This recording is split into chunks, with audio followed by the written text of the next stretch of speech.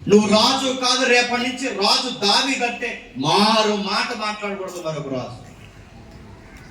సమూయేలు ఏదన్నా ప్రాంతానికి వచ్చి నిలబడితే గ్రామ పెద్దలు అడలిపోయేవారట. అయ్యా ప్రవక్త, దీర్ఘదర్శి, మా గ్రామానికి నువ్వు వస్తున్నావు, నేను సరి చేసుకోవాల్సిన ఏమన్నా ఉన్నావో చెప్పు. మా బిడ్డలు కానీ నేను కానీ యెహోవా దృష్టికి మేము బాగోకపోతే చెప్పు. ప్రవక్తగా నీ వచ్చావు, మాకు భయం వేస్తుంది. శుభవచనం చేస్తున్నావా, శాపవచనం చేస్తున్నావా? సమూయేలు ఎంత బాగా పెరిగాడండి. సమూయేలు జీవిత స్టైల్ మనకు తెలుసు. 2 ఏళ్ళకి వాళ్ళ అమ్మగారు దేవాలయంలో వదిలేను. బాల్యం నుంచి యెహోవాని పెరిగినవాడు, యవ్వనంలో యెహోవాని పట్టుకుని పెరిగినవాడు. చివరికి చనిపోతున్నప్పుడు కూడా ఒక సవాల్ లాంటి మాట అన్నాడు, మీలో ఎప్పుడైనా లంచం కానీ, గాడిదని కానీ, ఇంకా వస్తువులు కానీ ఏదన్నా లంచం తీసుకుంటే ఒక్క మాట నా మీద చూపించండి, నా సేవను దేవుడు భంగపరచును గాక. అంత అంత పవర్ఫుల్ మినిస్ట్రీ చేశాడంటే ఆ గొప్ప దైవజనుడు సమూయేలు. ఎక్కడికి పోయినా ప్రజలు భయపడేవారు. ఆ అబ్బాయిని తీసుకొచ్చి 2 ఏళ్ళ పిల్లగాడిని తీసుకొచ్చి అక్కడ వదిలేస్తే ఆ సమూయేలు ఎంత జాగ్రత్తగా పెరిగాడు. మన పిల్లలు 2 ఏళ్ళ పిల్లలు కుదిరమంటారండి, ఎందులో ఏలంటుందంటే అందులో ఏలాడు. ఆ ప్లగ్లో పెడతారు కొంతమంది పిల్లలు. ప్లగ్లో ఏలాడతావేటంటే వద్దంటే ఆడతాడు. ప్లగ్లో ఏలాడతాడు, మంచం కింద దూరతాడు, కొంచెం కింద దూరతాడు. ఎక్కడ పడితే సండే స్కూల్లో కూర్చోబెట్టి 70 సార్లు నీళ్ళు తగ్గించేస్తారు. ఆ సండే స్కూల్లో ఈ గేట్లో వదులుతాం, ఆ గేట్లో తెచ్చేస్తుంటాడు. ఒక్కడే కాదు, అది ఉంటాడు. సీసీ కెమెరా ఎట్టారు ప్రత్యేకంగా ఏం చేస్తాడు. అలా మాకు 2 వండుతుంటుంది, ఈ లోపల సగపెడేస్తుంటాడు. 2 సంవత్సరాల కుర్రోడు కుదిరి. కానీ వాళ్ళ అబ్బాయి చూడండి, ఆ సమూయేలు అనే ఆ అబ్బాయి, వాళ్ళ అమ్మగారు తీసుకెళ్ళి, నాన్న రేపు నుంచి అమ్మాయినా నాన్నైనా యెహోవాయే నీకు దేవుడు, ఈ సన్నిధి నీకు ఇల్లు అంటే అలాగే మమ్మీ అని వచ్చేస్తుంటే అమ్మను చూసి ఆడవలేదు. అంత గారాపంగా పెరిగిన కొడుకు చక్కగా దేవుని సన్నిధిలో పెరిగాడు, పెద్ద అయ్యాడు, ఊరికే దీర్ఘదర్శి అయింది. అలాంటి పెద్ద ఆయనకి 2 కొడుకులు పుడితే ఆ పెద్ద కుమారుడు కొడుకే యామాను. మనం తాతయ్య పేరు చెప్తే అందరూ భయపడతారు, తాతయ్య పేరు చెప్తే అందరూ గౌరవిస్తారు, తాతయ్య పేరు చెప్తే అందరూ పెద్ద పెట్టేసి గౌరవించి ఫలానా వారు మనవడంటాన్ని గౌరవిస్తారు. తాతయ్య పేరు బాగానే ఉంది, కానీ నాన్న పేరు చెప్తే కనీసం మంచిది కూడా. నానేం చేశాడు చూడండి. 8వ అధ్యాయం మొదటి సమూయేలు గ్రంథం 8వ అధ్యాయం మొదటి సమూయేలు గ్రంథం 8వ అధ్యాయం మొదలు వచ్చిన చూడండి.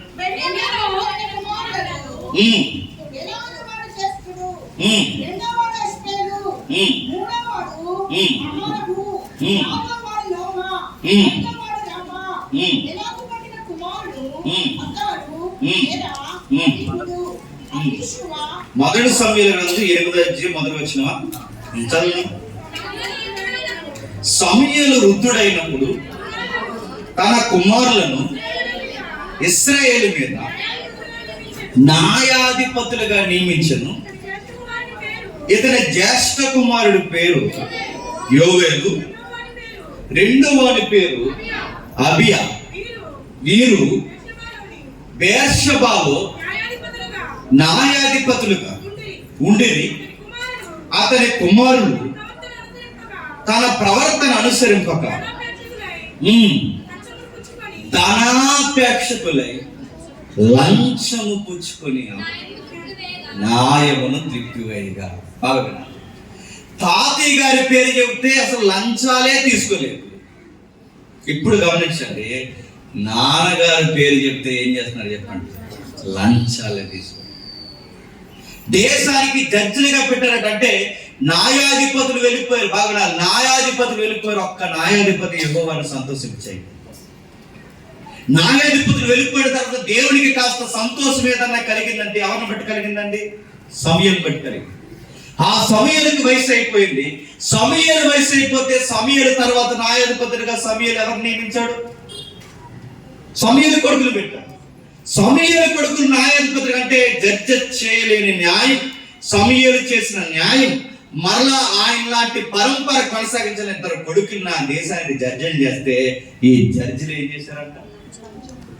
లంచం తీసుకుని న్యాయం తిప్పేశారు. మీరు సందర్భం ఇంటికి వెళ్ళిన తర్వాత చదవండి. ఇశ్రాయేలీయులు రాజు కావాలని అడిగారు. ఎందుకు అడిగారండి? వాళ్ళు అడగడంలో తప్పేం లేదు. ఒక విధంగా చూస్తే ఇశ్రాయేలు రాజు కావాలని, సమూయేలు ఉన్నంత కాలం రాజు కావాలని, ఆయన రిటైర్మెంట్ వచ్చేంత వరకు అడగలేదు. దావీదు ఉన్నంత కాలం బాగానండి, ఎవరిని అడిగి దావీదుకు ముందు కానీ సౌలుకు ముందు కానీ వీళ్ళిద్దరు ముందు న్యాయాధిపతుల కాలంలో రాజుని అడగలేదు. ఎందుకు రాజుని అడుగుతున్నారు? ఎందుకో తెలుసా? ప్రజలు దేవుడికి కాకుండా మాకు ప్రజలు రాజు కావాలని అడుగుతున్నారంటే కారణం ఒకటి సమూయేలు, 2 సమూయేలు కొడుకు.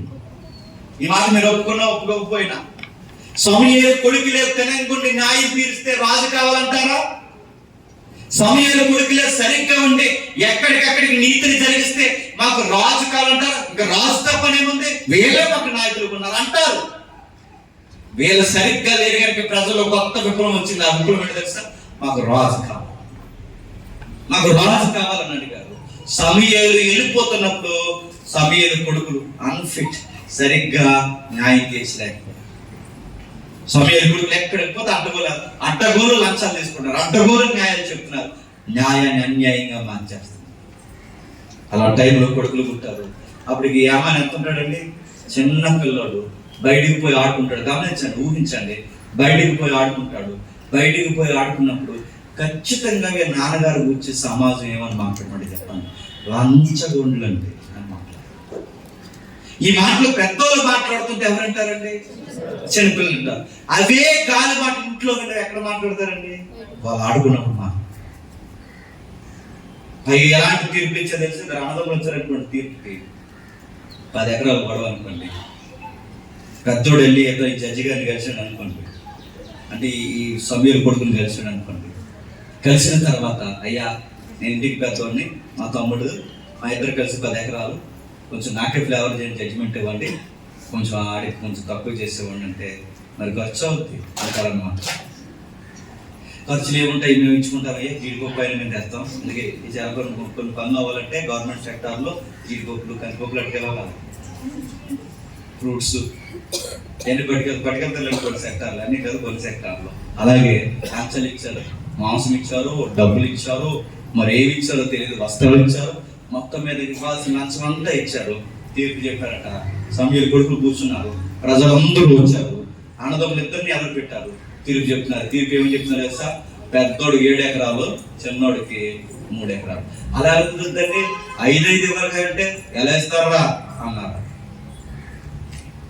నాయకు పొద్దున ఎదిరిస్తావా అన్నారు. సార్ అది కాదు సార్ అంటే, ఏది కాదు, పెద్దోడికి 7, చిన్నోడికి 3. అదేం న్యాయం సార్ అంటే, పెద్దోడు కనుక పెద్దోడికి 7, చిన్నోడు కనుక నీకు 3, మూసుకో వెళ్ళిపో అన్నారు. సార్ జడ్జిమెంట్లు ఎలా ఉన్నాయో? పెద్దోడు కనుక పెద్దోడు 7 ఎకరాలు, చిన్నోడు కనుక 3 ఎకరాలు. ఇలాంటివన్నీ లాగేసుకుని అడ్డగోలు తీర్పులు ఇస్తే ఆ కుటుంబంలో ఉన్న పెద్దలు ఏడుస్తుంటే ఎవరు గమనిస్తారు చెప్పి? పిల్లలు గమనిస్తారు. మా నాన్న ఇలాగ అన్నం తినకుండా ఉండడానికి కారణం ఆ పలానా యామాన్ గారి నాన్నగారు నా పిల్లలకు అర్థం అవ్వదా? మా అమ్మ ఇంత ఏడవడానికి కారణం యామాన్ నాన్నే అని అర్థం. ఆడుకుంటున్నప్పుడు వస్తారు, ఆడుకుంటున్నాడు, యామాన్ కూడా పిల్లలతో ఆడుకుంటున్నారు, వీడితో మేము ఆడకూడదని వెళ్ళిపోతారు. అందుకే కీర్తన రాసుకుంటున్నాడు, బాల్యం నుంచి నాకు స్నేహితులు ఎవరు లేరు. వస్తారు, ఆడుతుంటారు, సడన్ గా ఆడి వీడితో ఆడకండి వెళ్ళిపోతాం, ఎందుకంటే వీళ్ళు నాన్న లంచుకోండి మాకు అన్యాయం తీర్పిచ్చాడు, వీడితో మేము ఆటలాడు. మా అమ్మ చెప్పింది, మా నాన్న చెప్పాడు ఈ కుర్రగొడతో ఆటలాడుతున్నారు, ఏమాను నువ్వు మా జట్లో కుదరా, నువ్వు పో. ఇలా వెలివేత గురయ్యాడు. ఎవరు ఆడుకోరు, ఎందుకు ఆడుకోవట్లేదు నాకంటే? ఆ అబ్బాయి కన్నీరు మాట, మా నాన్నగారి పేరు చెప్తే నాతో ఎవడు ఫ్రెండ్స్ కూడా చేయలేదు, బంధువులు కూడా ఎవరు రావట్లేదు. మా నాన్నకు లంచమే జీవితం. మా నాన్నకి అన్యాయపు తీర్పులే జీవితం. మా నాన్న పేరు చెప్తే ఎవరు రావట్లేదు. మా తాతయ్య పేరును కూడా పాడేస్తారు.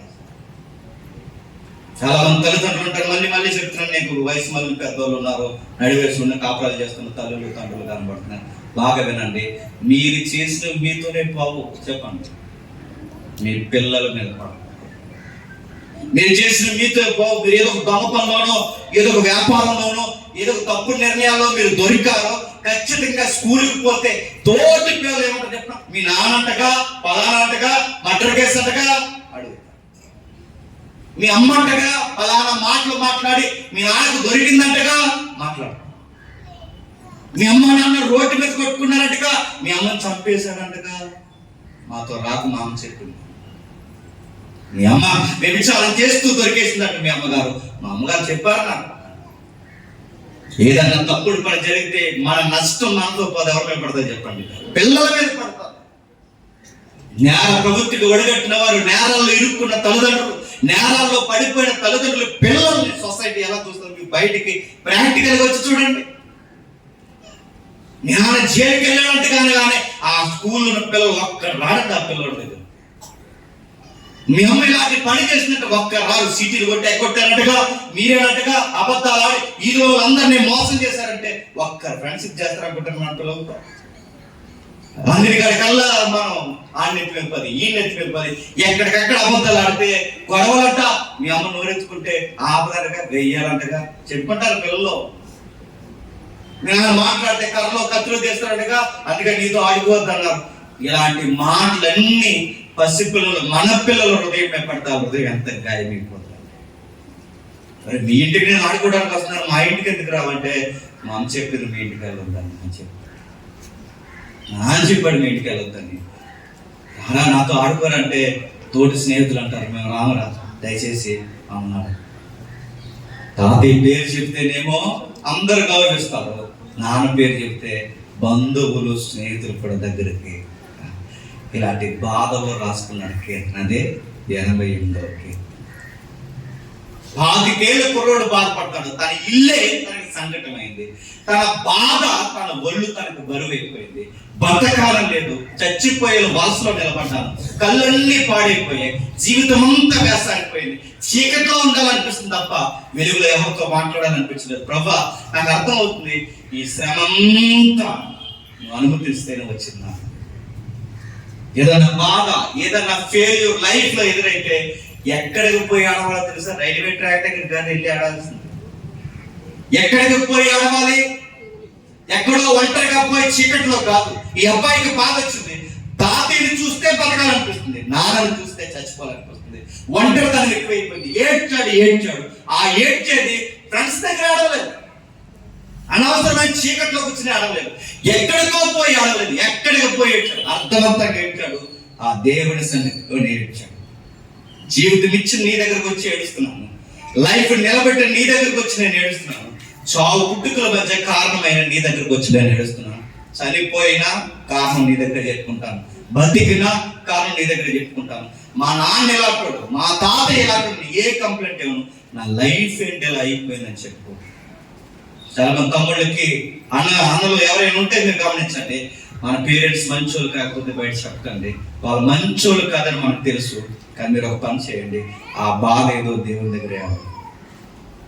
చాలా మంది లూజ్ మాట్లాడతారు కుర్రోళ్ళు, మా అమ్మ పెద్ద సంటే అంటారు. ఆహా, ఇదే మాట నెలలో ఉన్నప్పుడు అంటాం లేదు, వడ్లకి తెచ్చుతుంది నోట్లో. మా అమ్మ సంటే ఎవరా, మా నాన్న రకరా, మా నాన్న తాగుతాడంటే వచ్చే నువ్వు ఉద్యోగం కొట్టి బాగా సంపాదించి నాన్న తాగొద్దని చెప్పు. నువ్వు సంపాదనకు అయినప్పుడు మీ నాన్న నీ మాట వింటాడు, తాగొద్దంటే మానేస్తాడు. మీ పేరెంట్స్ నువ్వే డౌన్ చేస్తే, మీ తల్లిదండ్రులు నువ్వే తక్కువ చేసి మాట్లాడితే, మీ తల్లిదండ్రుల గురించి సమాజంలో నువ్వే గౌరవం తీసేస్తే ఎవడు గౌరవించవు ఇవ్వాల్సింది? గౌరవం ఇవ్వాల్సిన పిల్లలే తల్లిదండ్రులు పరుగులు తీసేస్తే ఏమైపోతారు? నిజంగానే ఏమన్నారు గారు మంచోడు కాదు, ఎక్కడైనా మా నాన్న మంచోడు కాదని చెప్పాడు. మన లేఖనాలు చదువుకుంటే తెలిసిందిగా. కానీ స్టేట్మెంట్ లో ఎక్కడైనా మా నాన్న మంచోడు కాదు, మా తాతయ్య మంచోడు, మా నాన్న బట్టి నేను చనిపోవాలనుకుంటున్నాను ఎక్కడ కనపడదు. చదివితే ఏంటి నీ జీవితంలో బాధ ఏంటని మనం తిరిగేస్తే మనకు తెలుస్తుంది. ఎక్కడ చెప్పుకోడు, దేవుడి దగ్గర ఏడుస్తాడు. దేవా, నా లైఫ్, నాకు ఒక ఫ్రెండ్ లేడు, ఒక బంధువు లేడు, నా ఆరోగ్యం లేదు, నాకు ఉండాలనిపించట్లేదు.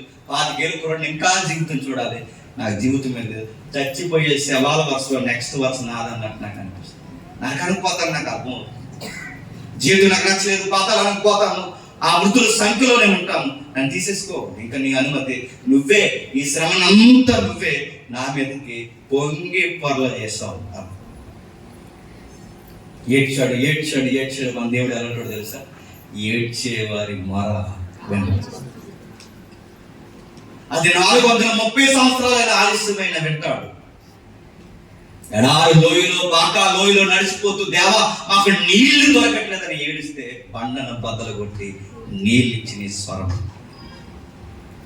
ఎడార్లు ఆహారం అసలు పచ్చని మొక్కే దొరకడ దగ్గర ఏంటి ప్రభు ఆకలితో చచ్చిపోయేలా ఉన్నామని ఏడిస్తే ఆకాశం నుంచి మన నడిపిస్తాడు.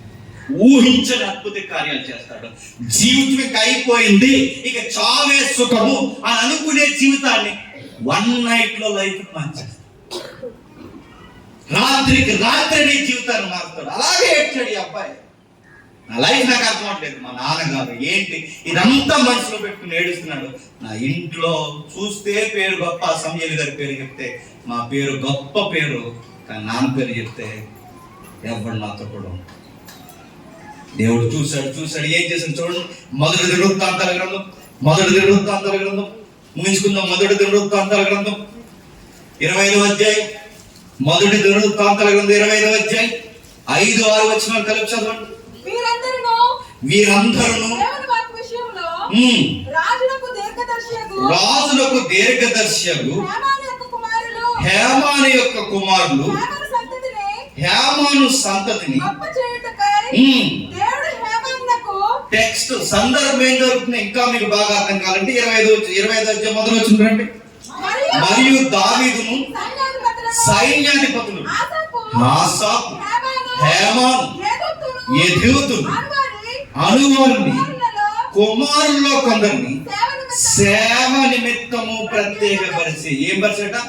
సేవ నిమిత్తము ప్రత్యేకపరిచి. ఏం సేవ? సితారులు, స్వరమండలు, తాళాలు వాయించుచు ప్రకటించినట్లుగా నియమించింది. ఈ సేవా వృత్తిని బట్టి ఏర్పాటైన వారి సంఖ్య ఎంతనగా ఆసాపు కుమారులు అని చెబుతుంటే ఇక్కడ ఒక సేవ ఉంది. ఏ సేవ? మీ సందర్భం తెలుసు, చిన్నగా జ్ఞాపకం చేస్తాను. సొలొమోనుకి మందిరం కట్టాలన్న థాట్ రాకముందే, ఆలోచన రాకముందే యెహోవాకి మందిరం కట్టాలని ఎవరు అనుకున్నారండి? దావీదు. ఎక్కడ అనుకున్నాడు? ప్యాలెస్ మీద ఉన్నాడు. కిందకి చూశాడు, ఇలా బాధపడ్డాడు. దేవా, నీ సన్నిధి గుడారం ఉండడం ఏంటి, నీ మనసు గుడారం ఉండడం ఏంటి, పనికిరాని మట్టి మనిషి అయిన నేను ప్యాలెస్ లో ఉన్నాడు. నేనెక్కడో ఎత్తులో భవంతుల్లో తిరుగుతున్నాను, నువ్వెక్కడో గుడారాల్లో ఉంటున్నావు. నాకు నచ్చలేదుకే నా ఇల్లు కన్నా నీ ఇల్లు అంటే నీ మందిరం ఇంకా ఎత్తులో ఉండాలి. ప్రపంచం ఆశ్చర్యపోయేలా నీకు ఇల్లు కడతాను, ఆ ఇల్లే మందిరం కడతాను ప్రభు అంటే ఐడియా బాగుందిగా నువ్వు కడతాను. ఏ ప్రభు అంటే నీ చేతులు రక్తము చేత తడిచిపోయినాయి. మరి ఎవరు కడతాడు? నీ కొడుకు వస్తాడు, సొలొమోను అనే పేరు ముందే చెప్తున్నాను, ఆ అబ్బాయి వచ్చి కడతాడులే, అప్పుడప్పుడు ఏం చేయకు. ఆ అబ్బాయి వచ్చే సమయానికి ఏమేమి అవసరమో అన్ని రెడీ చేస్తానంటే, కట్టబోయే బంగారు దేవాలయానికి ఏం అవసరమో ముందే ఉద్యోగాలు వాళ్ళకి ఇప్పిస్తున్నాడు. ఎవరు? దావీదు. ఆ ఉద్యోగాల్లో ఏ ఉద్యోగాలు? సేవకుల ఉద్యోగం ఇప్పిస్తున్నాడు. ఇందాక చదివాక దేవాలయం దగ్గర కాపలా కాసే పోలీసు ఉద్యోగాలు ఇప్పిస్తున్నాడు. అన్ని నోటిఫికేషన్ ఆయన దగ్గర. మనకు మెగా అంటారు కానీ తీయరు, దావీదు గారు తీశారు. పోలీసు ఉద్యోగాలు అంటారు, చెప్పండి. పోలీసు ఉద్యోగాలు ఇప్పించాడు ఆయన, సేవకుల ఉద్యోగాలు ఇప్పించాడు. ఇంకా ఉద్యోగం ఏంటో తెలుసా? ప్రత్యేకమైన ఉద్యోగం, సంగీతాలను కూడా ఉద్యోగంగా ప్రకటించాడు. అంటే వర్షిప్ చేయడానికి ఒక 250 నుంచి 300 మంది కావాలి. ఎవరిని తీసుకుందామంటే యామాన గారిని పిలవండి. ఇంకా లైఫ్ లాంగ్ మీ పిల్లలకు గవర్నమెంట్ ఉద్యోగం ఉంది. ఆ గవర్నమెంట్ ఉద్యోగం ఏంటో తెలుసా? దేవాలయంలో నిలబడి వర్షిప్ చేయడం. అది సందర్భం. అంటే ఇది వర్షిప్ చేసే ఉద్యోగం. చదువుతున్న 6వ వచనం 5వ వచనం నుండి, వీరందరూ దేవుని వాక్య విషయంలో రాజునకు దీర్ఘదర్శకు యామాను యొక్క కుమారుడు. దీర్ఘదర్శి యొక్క యామాను. దీర్ఘదర్శి తెలుసుగా, జరగబోయే విషయాలు చెప్పండి ముందే చెప్తారు. ఎలా కాదు, ఇప్పుడు చెప్తారు కదా, అలా కాదు. జరగబోయే విషయాలు పక్కా చెప్తారు. ఇప్పుడు ఎలా చెప్తున్నారు? మళ్ళీ కారు వస్తుంది అన్నారు, చెట్టుకు పోయింది. ఎవరన్నా అడగండి. ఇదిగో మరలా రాష్ట్రంలో ఆకుండా ఫ్యాన్ తిరుగుతున్నారు, కరెంట్ పోయింది. ఎలాంటి ప్రవచనం చెప్పడం దీర్ఘదర్శి అంటే? ఇదిగో చూడండి, కమలం కొంచెం వాళ్తుంది అన్నారు, వికసించేసింది. ఇలా డొల్లి ప్రవచనం చెప్పరు. పిలిచి, కుమారుడా ఇదిగో ఇవాళ తెలసొక్క వేసుకుని వచ్చావు రా అండు. పిల్లలు లేక బాధపడుతున్నారు. పీసీ ఓడిపోవు కదా, అట్టుకులు అట్టుకెళ్ళండి అండు. 50 సార్లు కొరుకు అండు. ఇవన్నీ నేను చెప్తున్నాను, మోసం అంటే మీకు అర్థమని చెప్తున్నాను. ఎందుకంటే ఎవరు వస్తుంది సదస్సు కనుక మీరే రేపు పొద్దున రివైవల్ స్టార్ట్ చేయాల్సింది. మాకు ఏం జరుగుతుందో మీరే జ్ఞాపకం చేసుకోవాలి. దీర్ఘదర్శి సలహాలు ఇస్తాడు, జరగబోయే విషయం చెప్తాడు, దేవుడి బేసిస్ చెప్తాడు. అప్పటికి మోసే గ్రంథాలు ఉన్నాయిగా, ఆ గ్రంథాలను బట్టి దేవుడి యొక్క సహవాసాన్ని బట్టి చెప్తాడు. జరగబోయే విషయం ఎలా ఉంటే తేడా జరుగుతుంది, ఎలా ఉంటే మంచి జరుగుతుంది చెప్తాడు. అయితే హేమానికి సంతతిని గొప్ప చేయుటకే, ఎవరినట యామాను సంతతిని గొప్ప చేయుటకే దేవుడు యామానునకు ఎంతమంది 14 కుమారులను చెప్పండి 3 కుమార్తెలను అనుగ్రహించిండు. వీరందరూ ఆసాపునకు ఎదోతునకును యామానునకును రాజు చేసి ఉన్న కట్టడ ప్రకారం యెహోవా ఇంట్లో అంటే మందిరంలో తాళములు, స్వరమండలములు, సితార్లు వాయించు గానము చేచు తమ తండ్రి చేతి కింద దేవుని మందిరములో సేవ జరిగించి వచ్చిన. అక్కడ ఒక మాటను చూడండి, హేమానును దేవుడు ఏం చేయాలనుకున్నాడట? గొప్ప చేయాలనుకున్నాడు. ఎంత గొప్ప చేయాలనుకున్నాడు? 88వ కీర్తన చదివాం, ఆ 15 వచ్చిన చదువుతున్నాం. బాల్యం నుండి నాకు ఎవరు లేరు, ఫ్రెండ్స్ లేరు. బాల్యం నుండి నాకు బంధువులు లేరు. నాణ్యవాడు ఒక్కడు లేడని దేవుడి దగ్గర ఏడిస్తే దేవుడు యామాన్ని చూసి ఏమనుకున్నాడు తెలుసా? 17 మంది పిల్లల్ని ఇచ్చి పడేయాడు. ఎంతమంది? 17 మంది, 14 మంది కొడుకులు, 12 మంది 3 కూతుళ్ళు, మొత్తం కలిసి 17 మంది. ఒక మాట గమనించండి, 2 పిల్లలు ఉంటేనే ఎలా ఉంటుందండి ఇల్లు? అలాగే సోఫా కోసేస్తుంటారు, అది కోసేస్తుంటారు, ఇది కోసేస్తుంటారు, ఆ మిక్సీ దోసేస్తారు, ఫ్రిడ్జ్ లో దూరింది. ఆ పిల్ల ఏమన్నా చూసారు లేదు, ఎవ్వరు లేని టైంలో ఫ్రిడ్జ్ లో డోర్లో పోయిందండి. పోయి అక్కడ ఐస్ క్రీమ్ తినేస్తున్నావు, నాన్న ఏం చేస్తున్నావు అని. కానీ దొంగ పిల్ల వెళ్ళకపోతుంది. చూసారా వీడియో ఎంత బ్యూటిఫుల్ ఉందో? ఏది ఉన్నా కానీ 2 పిల్లలుంటే కుదురుంటే అలాంటిది 17 మంది పిల్లలంటే ఇల్లు ఎలా ఉంటుంది చెప్పండి? తీర్థం ఉంటుంది ఇల్లు. సందడి. ఎవరు లేరని ఒంటరిగా బాధపడ్డాడు. ఎవరన్నారు ఏమన్నా నువ్వు ఒంటరి పడదని? నీకు స్నేహితుల కన్నా, బంధువుల కన్నా, నీ ఎముకనంటిన వారిని నీకు ఇస్తున్నాను. నీకు 17 మంది పిల్లలు ఇస్తున్నాను. నేను గొప్ప చేస్తాను. నాకు ఎవరు లేరనుకో, మీ తాతయ్య పేరు మీద నువ్వు బతకాలనుకున్నావు, మీ నాన్న పేరుని బట్టి బాధపడడానికి తాతయ్య తర్వాత, అంటే సమూయేలు కుటుంబంలో తాతయ్య తర్వాత మరలా ఎవరి పేరైనా చెప్పుకోవాలనుకుంటే నీ నాన్న పేరు కాదు చెప్పు, నీ పేరు, నీ పిల్లల పేరు. నేను మరలా చెప్తున్నాను, బాధ ఏదున్నా ఫ్రెండ్స్ దగ్గర ఏరకండి, బాధ ఏదున్నా రైల్వే ట్రాక్ దగ్గరికి వెళ్ళకండి, బాధ ఏదున్నా సూసైడ్ కొరకు సెల్ఫీ వీడియో తీసుకోకండి, ఏ డిప్రెషన్ వచ్చినా ఎక్కడికి పోయి చావేసుకు అనుకోకండి. ఏ బాధ వచ్చినా దేవుని సన్నిధికి వచ్చి ఏడవండి, జీవితాన్ని మారుస్తాం. ఉద్యోగం లేకుండా ఖచ్చితంగా నీకు ఏ ఉద్యోగం బాగుండాలో చూస్తాడాయి. వివాహ వ్యవస్థ అయినా, బిడ్డలు లేవైనా, ఏ లైఫ్ లో నీకు ఏదైనా సెలెక్ట్ చేస్తారు. అప్పటి వరకు ఆగు, పిచ్చి పనులు చేయి. దేవుడికి అవకాశమే, దేవుడు చూస్తాడు. వివాహ వ్యవస్థ అన్నప్పుడు దేవుడికి అవకాశమే. దేవుడు చూసే కానీ ముందు నువ్వే చూసుకుంటావు, 3-5లో ఉందని. ఆ దేవుడు చూసింది కదా, అయ్యా నువ్వు చూసుకున్నా, మళ్ళీ గయ్యాలే గుర్తెట్టుకో. దేవుడు చూసే వరకు ఉండు. దేవుడు నాకు నిన్నే చూపిస్తాడు కళలో, దేవుడి కళ్ళ ఇలాంటి చూపించడు. దేవుడి కళలో నిన్నే చూపించాడు, కాలంలో పడిపోతే ఎవరుకుంటున్నా. దేవుడు చెబుతాడు విను. దేవుడు కొన్ని బౌండరీస్ ఇచ్చాడు, అవు మాత్రమే ఉన్నావు. దేవుడికి సమయం అప్పగించు. నీ ఉద్యోగమా చూస్తాడు ఆయన, నీ చదువు సక్సెస్ రేటింగ్ ఎలా ఉండదు చూపిస్తాడు. నీ లైఫ్ అంటే నీ మ్యారేజ్ లైఫ్, నీ కరెక్ట్ పార్ట్నర్ ఎవరు దేవుడు సెట్ చేస్తాడు. గుర్తుపెట్టు. నువ్వు సెలెక్ట్ చేయి. అవుట్ బ్యూటీని చూసి ఇంక ఈవిడే ప్రపంచంలో వస్తున్నప్పుడు మెరిసింది అనుకో, విడిగా వెళ్ళిపోద్ది. కాపురం మీద ఏమనుకుంటున్నావు? ఈ సినిమా ఫ్లేవర్లు, ఈ నవల్ ఫ్లేవర్స్ అన్ని చదివేసి టిక్ టాక్ వీడియోలు అన్ని చూసి ఇందాక వెళ్తున్నప్పుడు గాలి ఎక్కువ వేసినప్పుడు అనుకున్నాను నువ్వేనండి. అనుకో, గాలి ఆగిపోద్ది. దేవుడికి అవకాశం, మీ అబ్బాయి దేవుడికి అవకాశం ఇచ్చాడు. ఫ్యామిలీ లైఫ్ 25 ఏళ్ళ కుర్రోడు పెళ్లి కాకుండా ఏడుస్తుంటే, ఇంటిని బట్టి గౌరవం లేక ఏడుస్తుంటే, దేవుడు ఏం చేశాడు? చక్కటి భార్యని ఇచ్చాడు. భార్యతో 17 మంది బిడ్డలు ఇచ్చాడు. దేవుడే పెళ్లి చేశాడు, దేవుడే పిల్లలు ఇచ్చాడు. ఎంత స్థితికి ఎదిగారు చూడండి.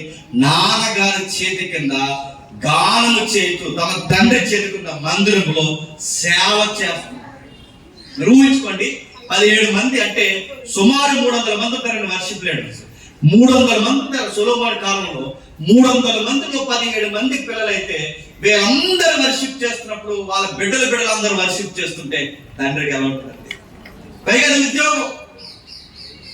మా నాన్న బట్టి నేను కృంగిపోయాను, కానీ నన్ను బట్టి మీరు దేవునికి దగ్గర అయ్యారు.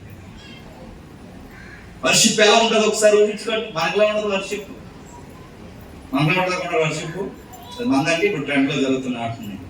వర్షిప్ లేట్ చెప్పిన మ్యూజిక్ ఎక్కువ, వాయిస్ తక్కువ. ఒక ఆయన వర్షిప్ చేస్తాను, కొట్టు కొట్టు కొట్టు కొట్టు కొట్టు కొట్టు అన్నాడు. కీబోర్డ్ కొడితే కొట్టు ఇంకా కొట్టు, ఆ కొట్ల కీబోర్డ్ ఇస్తే కొట్టు.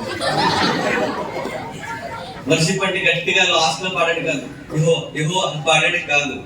వర్షిప్ అంటే ఒక అర్థవంతంగా ఉండాలి, అర్థవంతంగా నడవాలి. ఆ రోజుల్లో జాతీయ కీర్తనలు తెలుసుగా, జాతీయ కీర్తన. మన జాతీయ కీర్తనలు ఎలా ఉన్నాయో ఇశ్రాయేల్ కూడా జాతీయ కీర్తనలు ఉన్నాయి. ఆ జాతీయ కీర్తన ఎవరి పడితే వాళ్ళు పాడరు, ఇద్దరే పాడతారు. ఒకటి దావీదిది, 2 ఆసాఫ్ది. ఇప్పుడు కొత్తగా ఒక సాంగ్ వచ్చింది, 88వ కీర్తన హేమాన్. జాతీయ నేషనల్ సాంగ్స్ అయిపోయి అలాంటి సాంగ్స్ పాడుతుంటే హేమాన్ ఏం చేస్తాడు? 17 మంది పిల్లలు వెనకుండి వర్షిప్ చేస్తుంటే ఆ దేవాలయం నిలబడే నాన్నగారు ఏం చేస్తారు? ఏం చేయరు. వర్షిప్ లీడర్ ఉన్నాడు చూసారా, ఎలాగంట ఎలా ట్యూన్ అప్ అండ్ డౌన్ చెప్తారు కదా, గానం ఎత్తుకోండి, గానం దించండి, స్కేల్ మార్చండి, ఎలాగంటారుగా. హేమాన్ 12 చూసి చర్చ నిలబడి కొడుకులందరూ పాడుతుంటే ఎలాగంటే ఎంత సుఖమైన జీవితం వచ్చిందంటే, కళ్ళే లత్తలు పోయాలనుకున్నప్పుడు అదే కళ్ళుతో రమ్యంగా తన కొడుకుల కుటుంబంతో ఆరాధన చేస్తుంది. ఎంత బాగుందని తన జీవితం. నేను మరలా చెప్తున్నాను, యంగేజ్ లో పుట్టే వేడి జీవితం కాదు. మళ్ళీ చెప్తాను, ఈ యమన జీవితంలో పుట్టే లవ్ స్టోరీ జీవితం కాదు. ఈ ఉరుకులు పడిన జీవితంలో వస్తువు ఏదో కొనలేదని చచ్చిపోతానని అంటున్నావే, వస్తువుల జీవితం కాదు. జీవితం అంటే తెలుసా, రేపు పొద్దున్న పెళ్ళి అవ్వాలి, పిల్లల్ని కనాలి, నువ్వు పిల్లలు కలిసి యెహోవా సన్నిధిలో చిరునవ్వుతో ఆనందంగా బతకాలి. అది లైఫ్ అంటే. గుర్తు. దాని కొరకే చదువు, దాని కొరకే పాటుపడు, దాని కొరకే ప్రార్థించు. బాధున్న సుఖమున్న దేవుని దగ్గరికి వచ్చి చెప్పుకో, దేవా ఏంటి నా లైఫ్ అంటే బాధపడినా అన్న, జీవితం ఇచ్చింది నేనే, జీవితాన్ని బాగు చేసేది నేను. ఏ ఫ్రెండ్కి చెప్పుకో, ఏ చీకట్లో కూర్చోకు, ఒంటరితనం వండుకో, సాతాను గాడికి దొరికేస్తావు. జాగ్రత్త, నా సన్నిధికి వచ్చి ఎంత ఏడాలనిపిస్తుంది అంత ఏడ్చే. మా లైఫ్ నాకు కనీసం మా నాన్నగారు నాకు సపోర్ట్ ఇవ్వలేకపోతాను. ఎవరికి చెప్పకు మీ నాన్నగారు వచ్చి నా దగ్గర వేడు. ఎందుకంటే మీ నాన్నకి నీకు తండ్రిగా ఉన్నవాడిని నేనున్నా, నా దగ్గరకు రా. నేను కీర్తన జీవితంలో చేదు, తీపి, బాధ, కష్టము, కన్నీళ్ళు అన్ని లైఫ్ లో అనుభవంతో రాశాడు. హేమాన్ కీర్తన 25 ఏళ్ల కుర్రోడు. తన కీర్తన దావీదు కీర్తనలో కీర్తన ఉందంటే ఎంత మంచి కీర్తన అవుతుందంటే. 25 ఏళ్ల కుర్రోడు కీర్తన రాశాడు. నేను అడుగుతున్నాను, దేవుడి కోసం ఏదైనా కీర్తన రాశావు నువ్వు? ఏ పాడుకుని తిరుగుతున్నావా? కాళ్ళు తేలినట్లుంది, స్పూన్తో అనుభవం అయింది అంటున్నావా? అదే కదా మనం చదువుకుంటే ఏ పాట. నేను అడుగుతున్నా, ఏ పాటలు పాడుతున్నావు దేవుడి గురించి? నీ టాలెంట్స్, నీ టైం, నీ ఎనర్జీ, నీ స్టడీ, నీ ఎంప్లాయ్ లైఫ్, నీ ఫ్యూచర్ లైఫ్, దేవుడు ఒక్క మెరిట్ ఉందా నీ లైఫ్లో? వానాకాలం చదువుతున్నావు, కరోనాలో పాస్ అయిపోయావా? కరోనాలో పాస్ అయిపోయి తమ్ముడు నాకు తెలిసే విషయం. కరోనాలో ప్లస్ చదువు దేవుడి కొరకే చాలు, ఉద్యోగం దేవుడి కొరకే చేయాలి, తోటి ఉద్యోగస్తుడికి ధైర్యం ఉంది. ఏ కుటుంబం నాకు పేరు తెలియదో ఆ కుటుంబానికి నన్ను పెట్టి పేరు తెస్తానని చాలు. ఎలా తెస్తానంటే, కష్టపడి చదువుతున్నాను, కష్టపడి ఉద్యోగం చేస్తాను, నా కష్టాన్ని చూసేవాడు అక్కడ ఉన్నాడు, ఆయన నా జీవితాన్ని దీవిస్తాను. హేమాన్లో నేర్చుకోవాల్సిన పాయింట్స్ నేను ముగించేస్తున్నాను. వాళ్ళ నాన్న చెప్పడైనా ఎక్కడే చెప్పలేదు, హేమానే కాదు, యోసేపు కూడా ఎక్కడ చెప్పలేదు. యోసేపు కుటుంబం మంచి కుటుంబం అండి, ముగించేస్తున్నాను. మంచి కుటుంబం. వాళ్ళ నాన్నగారికి ఇద్దరు భార్య. వాళ్ళ నాన్నగారి నిక్నేమ్ ఏంటి తెలుసా? మోసలు.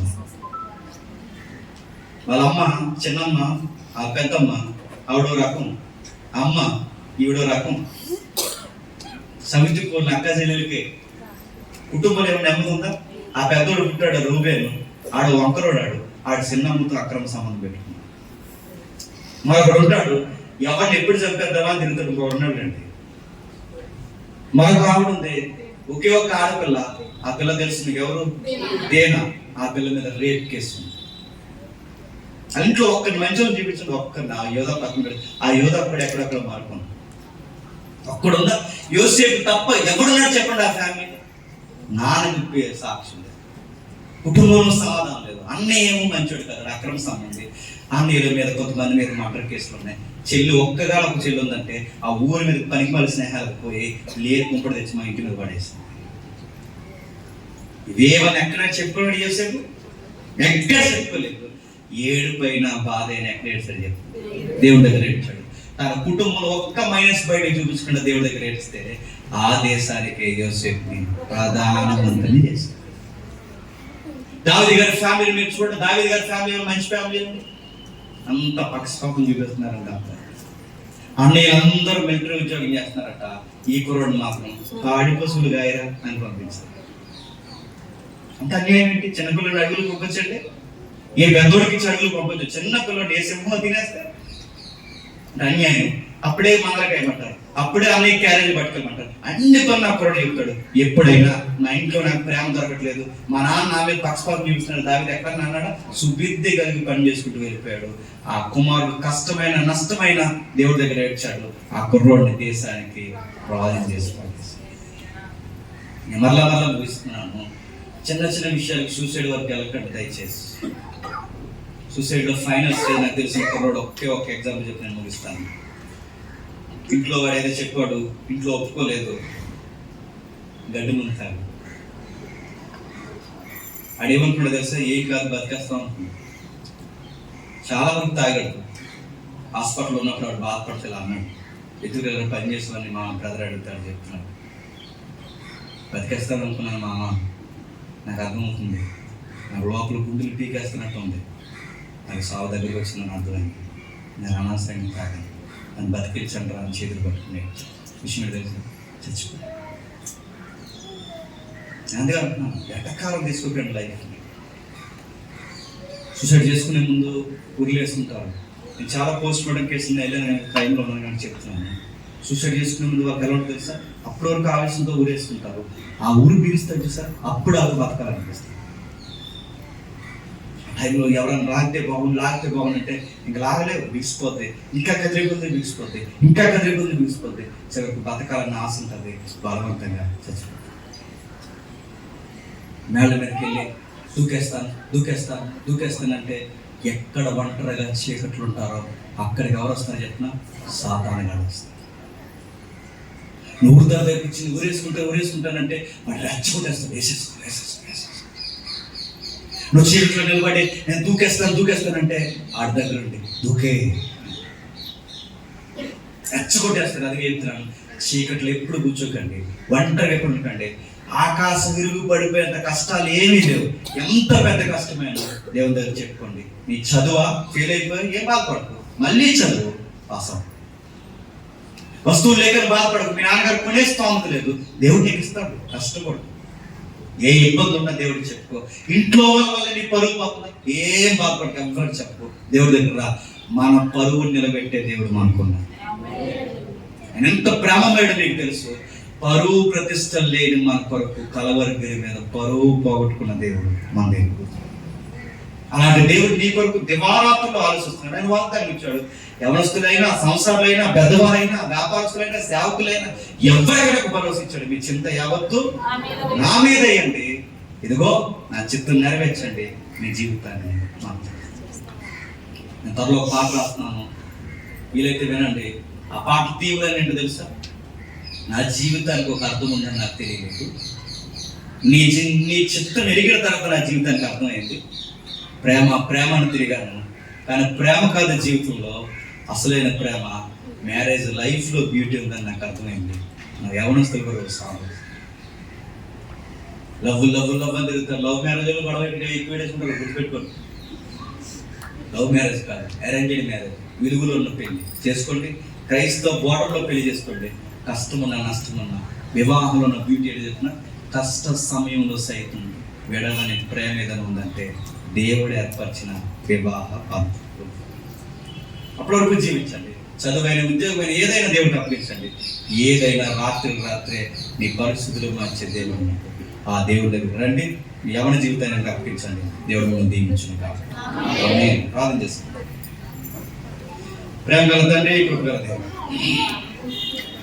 అనుకూలమైన పరిస్థితులు మాకు లేకపోయిన తండ్రి, మీరే మమ్మల్ని నడిపించి వాతావరణం అనుగ్రహించి శక్తినిచ్చి తండ్రి, మీ ప్రజలతో, మీ బిడ్డలతో, యవనస్తులతో మాట్లాడడానికి మీ సహాయం దయచేసినందుకు స్థుతులు.